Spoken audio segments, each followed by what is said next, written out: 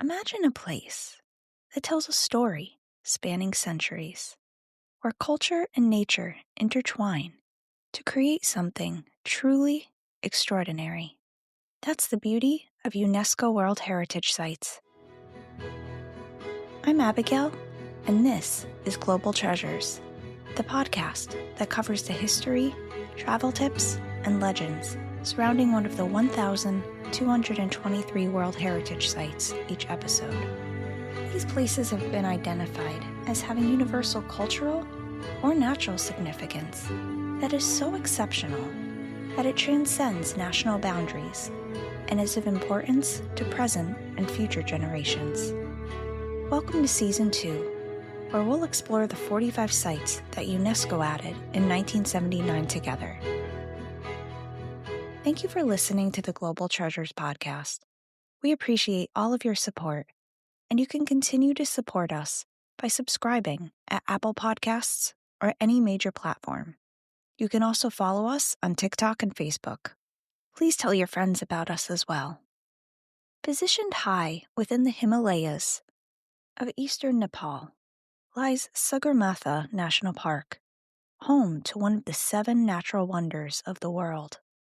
Spanning 443 square miles, its substantial elevations range from 9,334 feet to the very summit of Mount Everest, towering at 29,029 feet.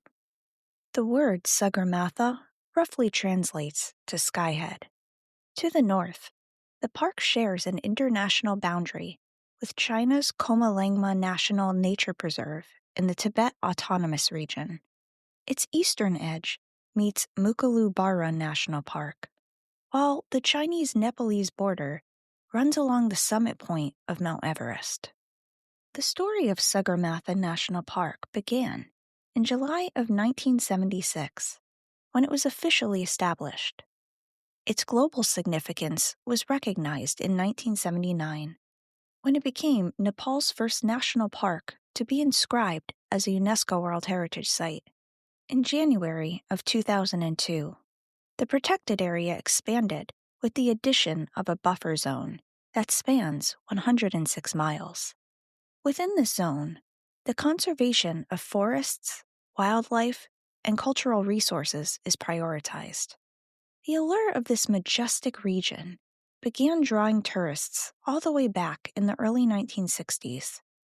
This site notably is also one of the few UNESCO sites where individuals live within the boundaries of the park. Around 6,000 Sherpa people reside in villages and seasonal settlements that have been around for at least 4 centuries, scattered along the main tourist trails. The Sherpas considered Sagarmatha National Park to comprise a significant part of the larger sacred Himalayan landscape. It's believed that Mount Everest is home to a goddess, and these beliefs guide the lives and traditions of those who live there. The landscape of the park encompasses the upper catchment areas of the Dudkosi and Hodakoshi rivers, as well as the serene Gokia lakes. Mount Everest may be the crown jewel, but there are several other daunting peaks. A few include Pumori and Nuptse, which also exceed 20,000 feet. Barren land accounts for the majority of the park at 69%, while only 3% is forested. Despite the harsh conditions at higher altitudes, Sagarmatha National Park houses an astonishing diversity of life. The forests are characterized by fir, Himalayan birch, and rhododendron trees. As the elevation increases, juniper and rhododendron become the dominant plant life. At above 16,000 feet, mainly it's mosses that manage to grow. In total, over 1,000 floral species have been documented within the park's boundaries. Very few flowers or types of plant life can thrive on Mount Everest. However, jumping spiders have been found at elevations above 22,000 feet, which is the highest elevation any non-microorganism native species has been documented to live on Earth. Of course, it had to be spiders and not a bunny. At lower altitudes, the park is a haven for numerous animal species, including bird species such as the majestic bearded vulture, the hardy snowcock, and the nimble alpine show. Recognizing its avian importance, the national park has been designated as an important bird area. The hoofed creatures that roam its slopes include the agile Himalayan tahr, the shy musk deer, and the elusive Himalayan serow, a creature which resembles a goat. The solitary snow leopard and the endangered red panda calls this park home as well. The red panda has become more culturally relevant thanks to the Disney Pixar film Turning Red. There are also a host of stories about a cryptid creature that is yet to be caught on film or photo. Well, photos or videos that can be proven to be real, I should say. My research kept bringing me back to the legend of the Yeti. I discussed the Yeti briefly in our past episode on Kathmandu Valley, which is a UNESCO site also located in Nepal. If you want to check it out, it's Season 2, Episode 20. So, the Yeti is an ape-like creature that supposedly resides in the Himalayas and is the equivalent to the Bigfoot legend we have here in the United States. Sometimes it's referred to as the abominable snowman. The Yeti is usually described as being 7 to 8 feet tall, with white hair. Sightings started all the way back in the early 1830s, with trekkers and naturalists who claimed to have seen a big, hairy creature, though again, many thought it was an ape.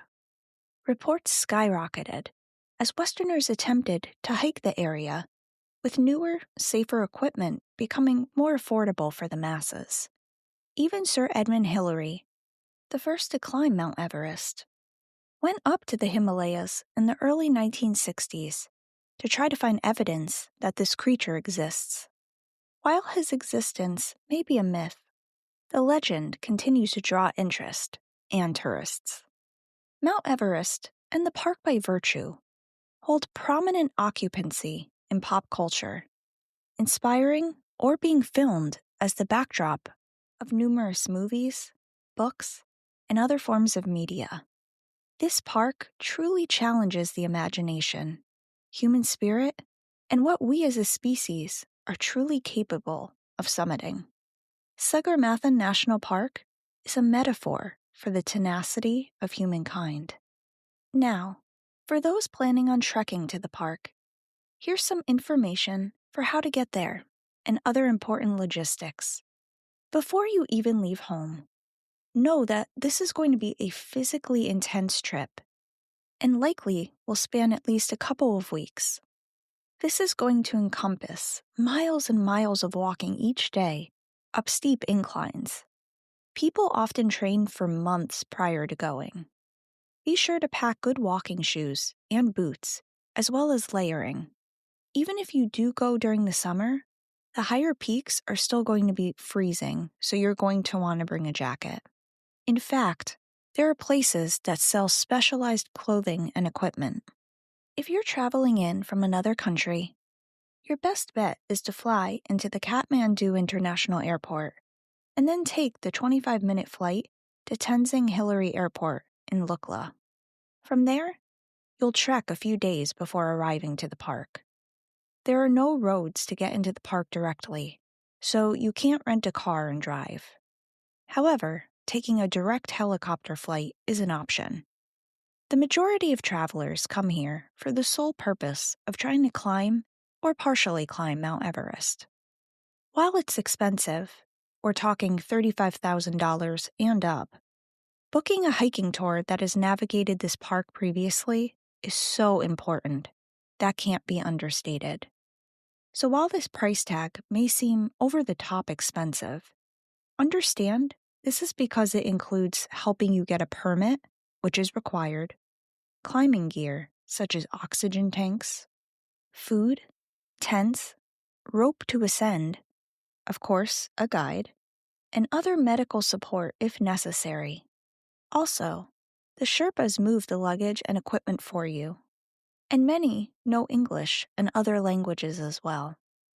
The guides will also know which are the designated paths to stay on, and the rules of the park. For example, while the park is technically open 24/7, it's strongly advised not to trek at night. I will add that much of the signage is in English, though, if you're navigating independently. If you aren't going to use a tour, you can camp or book one of the hotels within the boundaries of the park. None of these are going to be chain hotels, but should have Wi-Fi, places to charge devices, and other essentials. There are some restaurants and tea houses in the park as well. Sites such as these, where you aren't stopping for many restaurant meals, are interesting because they tend to encourage shared meals in an unusual sense. A protein bar suddenly becomes a more gourmet experience when you're eating it while staring at the vast landscapes from base camp, taking pride in the endurance it took you to get up there. This is a one-of-a-kind travel experience you'll be able to share with others for a lifetime. Other tips you might find helpful. You will want to be mindful of altitude sickness, even if you aren't going to try to summit. Hydration is essential. And this rule might seem comical, but please be sure to obey. Climbers are now required to bring poo bags, yes, poo bags, to bring back to base camp so that the waste can be properly disposed of. While there are some public restrooms within the park, you may not find them as often as you need. The locals have a profound respect for nature and are committed to helping preserve the park. So please be sure to clean up your trash when you leave, generally speaking. This is their home. Please be a mindful visitor. In terms of the best time of year to visit, March to May is widely considered to be the most comfortable. July and August are the hottest and very rainy, with winters getting into the negative digits. Also, as I mentioned before, the weather can be wildly unpredictable. So between the weather, the need to adapt to the time change if you're from another time zone, and adjusting to the altitude as well, you may want to plan for an extra buffer day or even two at the end of your trip, just in case something happens and you have to stay in the country a little bit longer. Some spots, other than peaks you may want to visit within the park, include Tengbosch Monastery, which is one of the most prominent Buddhist monasteries in the region and serves as a place of worship for Sherpas. It hosts a festival each year dedicated to the celebration of Buddhism. In fact, the area has a lot of festivals, so you may want to look online before visiting. Golkia Lake also has picturesque views. Whether you're a photography fanatic or bird-watching hobbyist, you are going to get fantastic photos of the gorgeous mountains, glaciers, and animals within the park. Finally, you can also hike the Sagarmatha National Park Museum and the Sherpa Museum, which has artifacts, and you can learn more about the history of well-known expeditions. And if you want more information for planning your trip, check out our show notes for some links and tools to help make it a bit easier. Sagarmatha National Park, with its dramatic landscape, is a place of exceptional natural beauty. Culturally, it's deeply intertwined with the traditions and spiritual beliefs of the people who have resided within these valleys for centuries, their way of life shaped by their coexistence with the sacred Mount Everest. Join us for our next episode, where we'll uncover the history and travel tips for visiting Stari Ras and Sopocani in Serbia. This UNESCO site is a complex that contains a monastery with remarkable frescoes and Byzantine architecture. Come find out why this site needs to be on your travel bucket list. Until then, keep exploring, keep wondering, and keep treasuring the remarkable diversity of our world's heritage.